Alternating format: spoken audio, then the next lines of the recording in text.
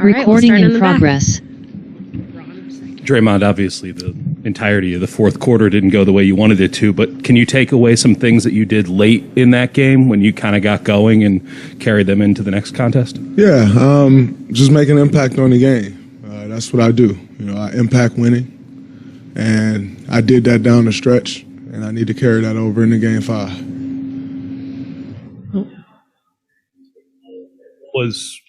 What was the switch? How did that change? I think I made an impact on the game, the whole game. I think you can get caught up in everything that's going around, but if those that watch and understand basketball, I made an impact the entire game. So I don't think there was a switch last couple minutes. Ron Krejcik, San Francisco Chronicle. How as impressive as it is what Steph's been doing, how conscious are you and the team of making sure he has enough scoring help and making sure he doesn't have to carry too much of a burden, I guess? I don't think anyone goes into it thinking, oh man, you have to make sure Steph doesn't carry too much of a burden. I think, you just go into it with the goal of doing your part. And, if everyone does their part, you give yourself a chance to win a game. So I don't think it's, you go in thinking that specific. But you just go in and make your impact however you may. Jay on the left. You've made it very clear how much you respect Jason Tatum's game. What do you view as a challenge for him in this series against your defense in the NBA Finals for the first time? And kind of what does it take and what does it test for a young guy in that situation for the first time? I mean, it's tough. You're experiencing something for the first time.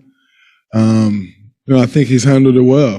He's maybe not shot the ball as well as he'd like or everyone else would like, but overall, I think he's been playing well, and that's why it's a 2-2 series. Coming back for Game 5, so I think he's handling it all extremely well. He's taking what the defense gives him, and that's what great players do. I think he's doing a good job.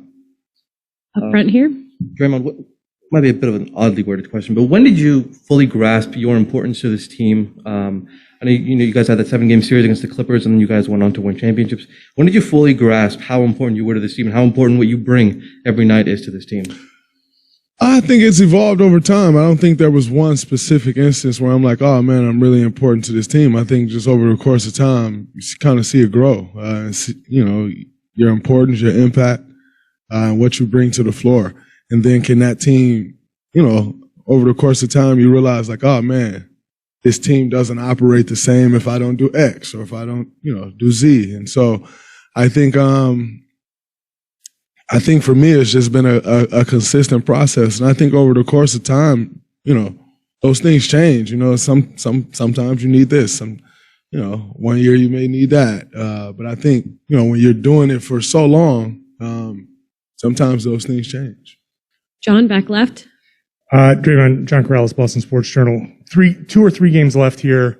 How much of this is finding some sort of adjustment to make, and how much of it is just two teams, whoever does what they do better comes out on top? I think anytime you get to this point in the season, there's not many huge adjustments you can make. Like I've said before, they know who you are, you know who they are.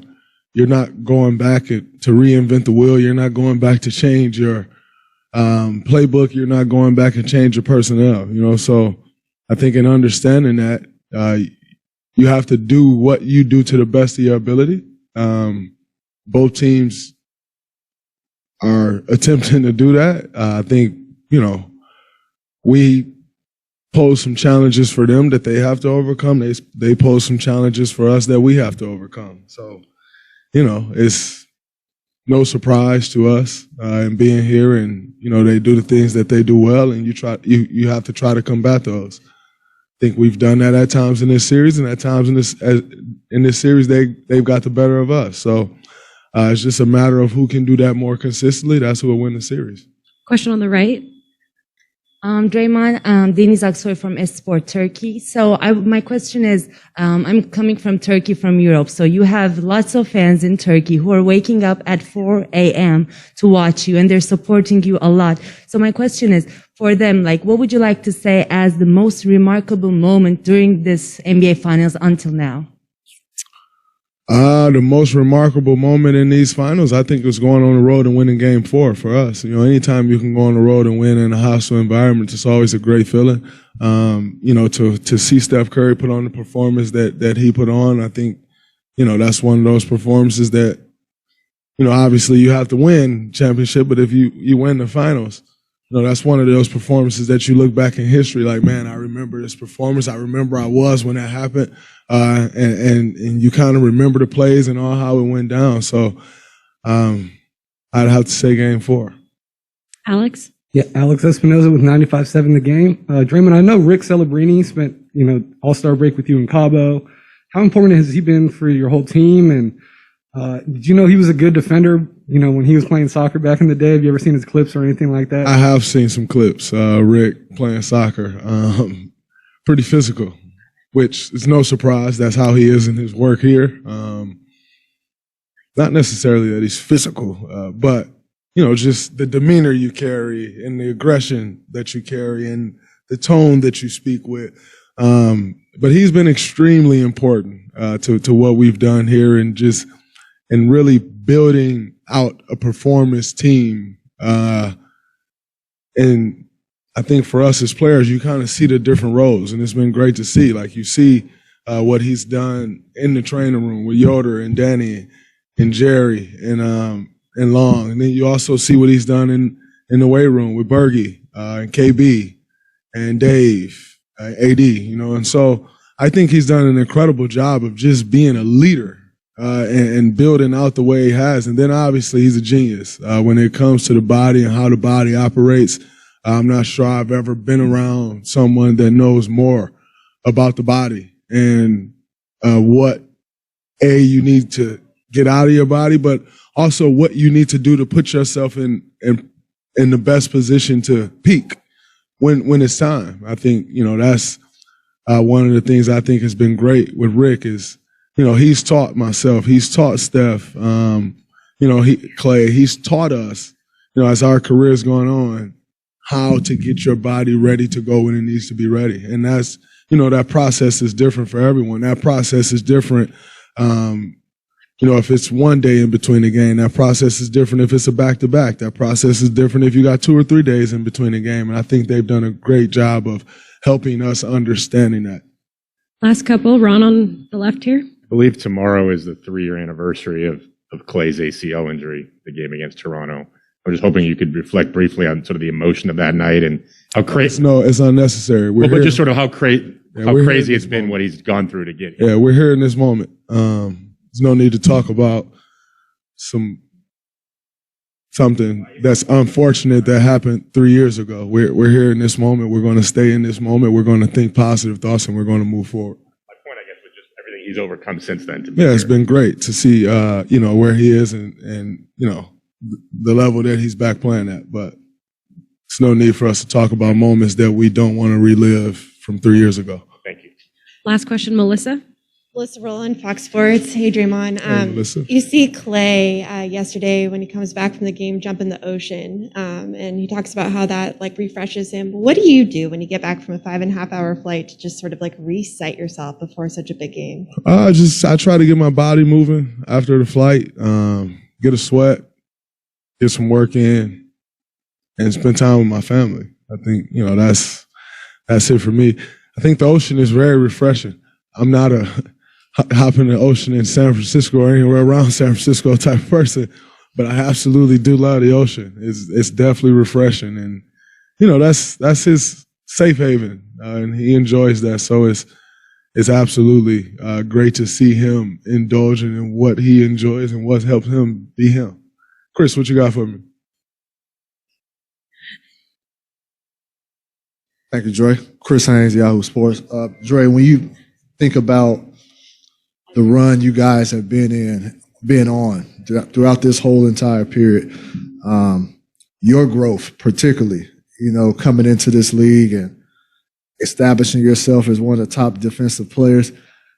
What was the model? Who was the model you looked at to get to this point to say, this is the way that I can establish myself as a force? Was there anybody you looked at and modeled your game after?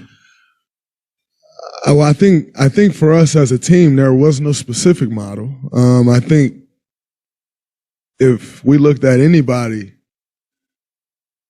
who we would more closely compare ourselves to or try to model ourselves after is the San Antonio Spurs, but they're completely different in how they went about it.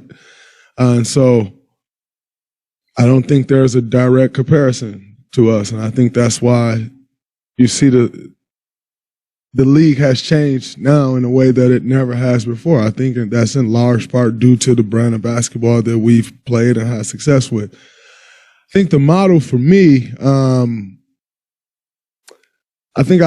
I watched a bunch of different guys and what they brought to the table, but ultimately understanding that there was no guy in particular like me, and that I wanted to try to create a lane for other guys in this league that had not been created before.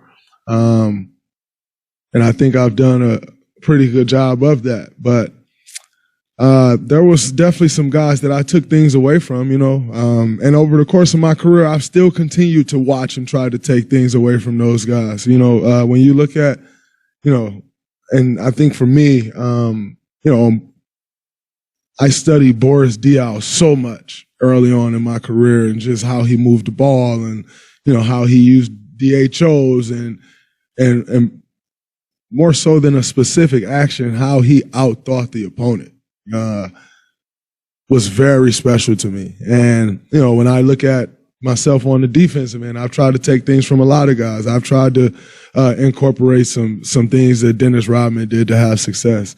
Kurt Thomas and Chuck Hayes, and how they were undersized, but the way that they guarded on the block. Two of the best post defenders at their size that I've ever seen. Like, you couldn't back down either one of those guys. I've tried to add that to my game on that side of the ball, but ultimately understanding that I didn't want to be a carbon copy of anybody. I wanted to come in and make people say, who is the next Draymond? Not, man, can Draymond be like this guy? Or can No, I didn't want that for me. I didn't think there was a path to success for me to go and try to emulate someone else. I thought my path to success would be based on what I can bring to the table, and if there was something that I could recreate in our situation. And so that was kind of the biggest thing for me. Thanks, Draymond.